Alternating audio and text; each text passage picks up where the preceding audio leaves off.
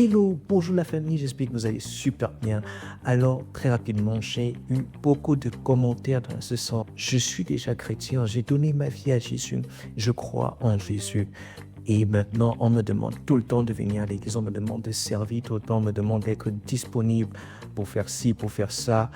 Est-ce que c'est véritablement important? Est-ce qu'après tout, si je ne fais pas ça, je vais perdre mon salut, je ne vais pas aller au paradis? Ah, sois rassuré, déjà la réponse à ça, c'est non. Mais pourquoi c'est important de le faire? Voilà, très rapidement, on va aborder ce sujet aujourd'hui. Combien de nous savons que nous avons un adversaire? Nous avons un adversaire, la Bible l'appelle le diable, Satan, le serpent ancien, tous ces noms-là. Également, la Bible l'appelle l'accusateur. L'accusateur cherchera toujours à nous accuser, même si nous avons fait 40 jours et 40 nuits à jeûner comme Jésus dans le désert. Figurez-vous que Jésus était saint, il n'avait pas commis de péché, il était dans une bonne posture, il avait jeûné, il avait prié, mais malgré ça, le diable s'est approché de lui. Donc, ce n'est pas forcément par ta capacité à être, comme on dit, fils de Dieu. Dès lors que tu as donné ta vie à Jésus, cela n'empêche pas le diable de pouvoir constamment continuer à chercher à t'atteindre. Et la Bible l'appelle l'accusateur. Donc, il cherche tous des moyens et des motifs pour t'accuser. Et pourquoi est-ce parfois, il peut réussir à te toucher?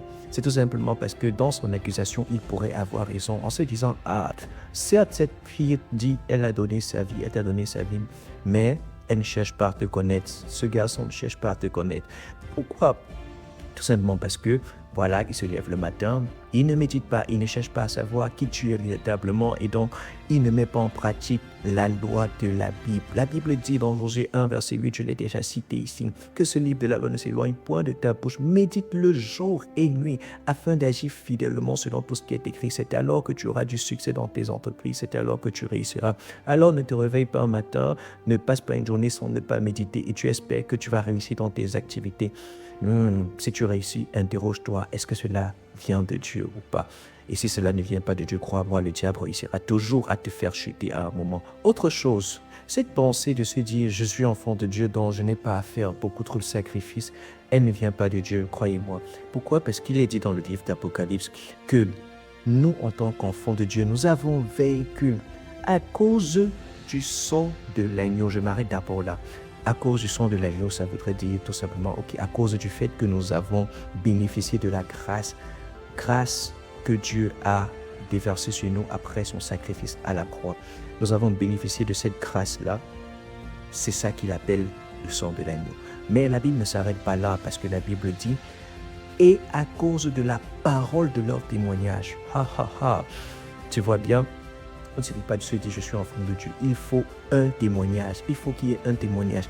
Il faut que lorsque le diable cherche à t'accuser, parce que c'est l'accusateur, il va toujours tenter en disant mais cette fille-là, elle commet toujours de l'impudicité, il commet toujours la masturbation, entre guillemets.